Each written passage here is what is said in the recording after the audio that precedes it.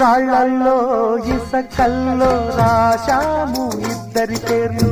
కళ్ళు మూసి చిన్నగా కలిగి చదువుకో ఒక్కసారి కలలలోన తీయగా